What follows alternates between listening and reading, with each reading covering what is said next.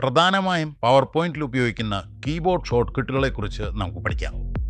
ഓരോ സ്ലൈഡും അതിവേഗം പൂർത്തിയാക്കാൻ കീബോർഡ് ഷോർട്ട് കട്ടുകൾ നമ്മെ സഹായിക്കുന്നു. ഡിസൈൻ ചെയ്യുമ്പോൾ മാർജിനുകൾ വളരെ പ്രയോജനപ്രദമാണ്, പക്ഷേ ചിലപ്പോൾ അവ ശല്യമാകാറുണ്ട്.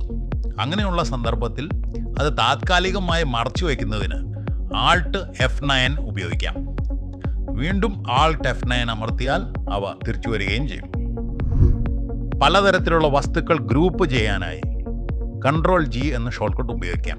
ഒന്ന് ഗ്രൂപ്പ് ചെയ്തത് വീണ്ടും അൺഗ്രൂപ്പ് ചെയ്യാൻ Ctrl Shift G ഉപയോഗിച്ചാൽ മതി. അതിവേഗത്തിൽ ഒരു പുതിയ സ്ലൈഡ് ഉണ്ടാക്കാൻ Ctrl M അമർത്തുക. ഒരു ടെക്സ്റ്റ് ബോക്സ് ഉണ്ടാക്കിയ ശേഷം അതിൽ ഡമ്മി വാക്കുകൾ നിറയ്ക്കുന്നതിന് =ലോറം എന്ന് ടൈപ്പ് ചെയ്ത് ശേഷം ഒരു ബ്രാക്കറ്റ് ഇട്ട് അതിൽ 2 ഇട്ടാൽ 2 പാരഗ്രാഫ് ഡമ്മി അക്ഷരങ്ങൾ ഉണ്ടാക്കാം. ഈ ഒരു സംഖ്യ മാറ്റി മറ്റ് അനുയോജ്യമായ ഏത് സംഖ്യ കൊടുത്താലും അത്രയും പാരഗ്രാഫ് നമുക്ക് ഡമ്മിയായി സൃഷ്ടിച്ചെടുക്കാൻ സാധിക്കും.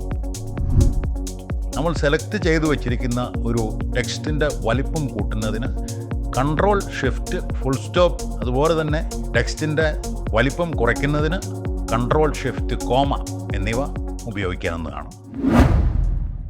ജീവിതത്തിൽ ഷോർട്ട് കട്ട് തേടിപ്പോയ ഒരു മകൻ എനിക്കുണ്ട്. നിങ്ങൾ അവനെപ്പോലെ ആകരുത്.